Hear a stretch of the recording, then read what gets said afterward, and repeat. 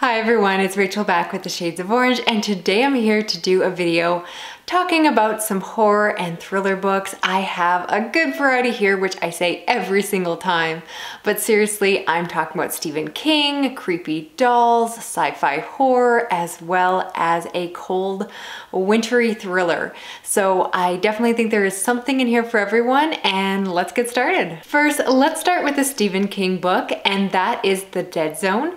This, of course, is more of a paranormal thriller than horror, but I always feel comfortable including it in these videos here. And this follows a young man who falls into a coma after a car accident. He wakes up years later and discovers that he seems to have some kind of paranormal, supernatural abilities. Specifically, he has almost a form of intuition, so he's able to see things or know about events that are happening that he should not possibly be able to know about. As well, he knows about things that have happened in the past that again would be outside of the realm of what he could possibly know from normal means. And so the story basically follows him as he starts to use his abilities for various reasons, and it follows him throughout the years. And in this story there is a heavy focus on the politics of the time because this book is set back in previous decade, and I'll be honest that the American politics really weighed the story down for me. I actually thought that the paranormal abilities were really cool. I like the idea of that intuition where he just knows things that are just impossible to know. So I like the beginning, I like the setup, but yeah, I just did not care about the politics. And to be clear, it's not that I disagreed with the political slant that is in this book, because I know Stephen King is very verbal online about how he feels about current politics and so forth, but this is just a matter that I just did not care. I didn't care whether you are left or right-winged. I just wanted the story to be about something else, and I felt like it really took the story in a direction that it just did not need to go. I did listen to this on audio, and I do recommend it because it is of course narrated by James Franco, who is one of my favorite actors, and I thought he did a really good job. Not for everyone, he just gave a James Franco performance, so it was very kind of quiet and whispery, but for me it worked really well. So if you're going to read the book, I definitely recommend trying the audiobook version if that's something that you enjoy. Next up, we have Zone 1 by Colson Whitehead, which is a piece of literary horror that takes place during a zombie apocalypse. We follow a young black man who is visiting his uncle in New York City with his parents when this outbreak happens, and then the story fast forwards to how he is surviving with a group of other people in New York and trying to survive as there are zombies everywhere and just what he has to do. I have said many times on my channel that I really do like zombie fiction, so the fact that there were zombies in this book was not a problem, it was a plus. And I'm finding more and more that I am enjoying a certain slant of literary horror. I really do appreciate good prose, and I'm just starting to appreciate those more quiet horror stories that aren't necessarily over the top. So I went to this one actually thinking it was going to be a favorites. If I did a 5-star predictions video, I would have included it in there. And I'll admit that I was really disappointed. So this book was not terrible, but it did not live up to the premise. First off, the writing is literary, but I found it to be very pretentious. The author has a very vast vocabulary, and I'll admit that some of the terms that he used, or more specifically the way that he constructed his sentences, was very hard to follow at times. Like, it just did not create a nice narrative flow. I tend to prefer authors that have more straightforward prose and just say things in really crisp, concise ways, and this writing just felt like it was very verbose, and to that extent, I just found it to be very preachy, and the author had a lot to say specifically about American culture and economics and capitalism, and it just felt like he wanted to say all these things, and he used this book as a soapbox to just go on and on about all of the things that he hates about corporate America. And he did make some good points. There were definitely sentences and parts of this book where I did find myself agreeing or thinking that was really well said, but there were so many parts I didn't care about. And this is very much one of those stories where the zombies are just in the background, which I do not mind in a book that decides to, say, put the characters in front and make them more the focus, but instead it was more the author's voice coming through and overshadowing everything. So I did not care about the characters. I was not really invested in this zombie pandemic, and certainly there were some gruesome moments that happened, but again, the way the story was told, the way it was written, the narrative voice just overtook everything, and I was so disappointed. This book does have really mediocre ratings on Goodreads, so I should have known that going into this, but I've had good luck with unpopular opinions before. Unfortunately, I'm going with the popular opinion here and saying that this is not his best work. Can't recommend this one. If you like zombie fiction, if you don't like zombie fiction, you'll probably want to skip this one. It's just not that good. Next, we have Doll Bones by Holly Black, which is a middle grade horror novel that follows a group of 12-year-old kids that like to play together, and they play pretend using their action toys. They like to make up fantastical adventures involving pirates and other sorts of fun things. At the beginning of the story, one of the children's father throws out all of his toys and tells him that it's time to grow up.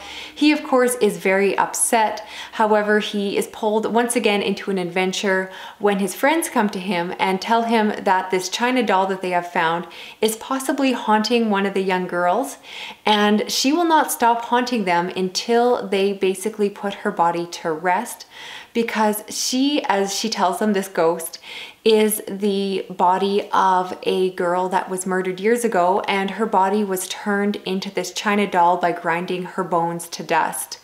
And I'll be honest that the actual descriptions of how her body would have been turned into the doll were very, very disturbing and creepy, especially for middle grade. So if you're not interested in middle grade because you think that it can't invoke some disturbing images, this book might be one to try out. Otherwise, it honestly wasn't super scary. It did lean a bit into the fantastical because, again, so much of the story involves the imaginary play between the characters, and so in a way, the horror adventure that they go on is very much reflective of the fantasy stories that they created at the beginning of the story. And I like that this book deals with some more complex parent-child relationships, so you get to see the parents not being terrible. They're not totally villainized, but they definitely are imperfect. And at the same time, you get to see some interconflict between the characters themselves. You can see that their friendship is not perfect, but just like real life, they have conflicts and disagreements, and they work through them. So I really thought that this book was a good balance of everything I like in middle grade horror. So a little bit creepy, a focus on friendships and other relationships. And in terms of age range, I would say that it's targeted at an older middle grade audience, but certainly it can be enjoyed by readers of all ages, because honestly, I really did find this one a lot of fun. And I would read more if they added another book to the series. At the moment, I believe it's standalone, but yeah, I thought it was very well done. After that, I read a short story called The Last Conversation by Paul Tremblay. This follows a person told in second person, so you do this, you do that, and this person wakes up with no memory of who they are, and they are surrounded by a medical staff, specifically one doctor that is working with them to try to help them regain their memory as well as to physically rehabilitate themselves. This is a short story, so I really don't want to say much more than that. And normally I don't review short stories by themselves, but if you don't know, this is part of the Forward collection that is done by Amazon. So I don't want to say too much of the plot. Instead, I'll let you know that it was very suspenseful. This is a story that is technically a sci-fi horror book because the rest of the stories in this collection are all science fiction. But this one definitely leans into horror a little bit, as you would expect with Paul Tremblay. So it has a little bit of a dark mirror feel for those of you that love that TV show.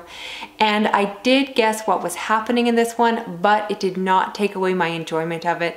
I knew where it was going, and I really enjoyed the ride of getting there. It was a little bit creepy, not too much, definitely elements of science fiction, but not really heavy. For those of you that are more horror readers, you will not get lost. It's Paul Tremblay, so you know the writing is great, and definitely one to check out if you have a way to read it that isn't too expensive. I would recommend trying it out for yourself. And finally, we have The Mist by Ragnar Jónasson, and this is an Icelandic thriller that is set in the cold winter of the Scandinavian nation. And the story is told over two timelines, one being at Christmas, where we follow a couple that are living in their home. They are on a farm in an isolated part of the country, and on this day they have a visitor that shows up at their door. He is stranded and asked to come in and get help. They are suspicious of him, but they realize that there's nowhere else for him to go, so they agree to be hospitable and they bring him in. And then the other storyline is following a detective who is investigating a murder at the farmhouse a couple months later. We know that several bodies have been found murdered there, and she needs to investigate what's happening. We also get a bit of her personal backstory because her own daughter is suffering from depression and is just really isolating herself and is just struggling quite a bit. At the beginning of the story, obviously we have these two timelines and it is pretty obvious how they come together, but overall this is a story that is just very enjoyable to read. If you, like myself, like thrillers that have that cold, atmospheric sense to them, this one is very cold and dark and very depressing. I need to preface this that it is dark in a depressing way. It is not a light story. There are lots of content warnings. The content warnings are really tied into the plot and the twists, so I don't want to verbally say them here, but if you have concerns going into this book, please message me with a comment down below and I'm more than happy to go through the content warnings in more detail there. But if you're interested in a book like this, it's very dark and disturbing. It has a good balance of suspense and action, and despite the fact that from the get-go you basically know where the book is going, I was actually quite impressed by how complex the mystery turned out to be, and there was more going on than it immediately sounds like there is. So I'll leave it there, but if you're in the mood for something like that, I would recommend picking it up. I'll be honest, when I read it, I wasn't quite sure if I wanted to read something that dark, and so I appreciated it more than I loved it. I liked it, but I can't say I had fun reading that, if that makes sense. It is part of an Icelandic series, so I definitely am interested in reading more in this series and more by the author in general. He's one of my favorite translated mystery authors to read. So if you're interested in that one, that again is The Mist, and I think, yeah, more people should be checking it out. It's a good one, and the author in general really needs more attention online, in my humble opinion. So that is it for this video here. Let me know down below, of the books I talked about, which ones are you most interested in picking up? And I'd also like you to recommend me your favorite translated mystery or thriller books, because I definitely like to read more of them. I'll be honest that I have a couple authors I keep going back to, but I would like to expand my horizons. So your recommendations are always appreciated.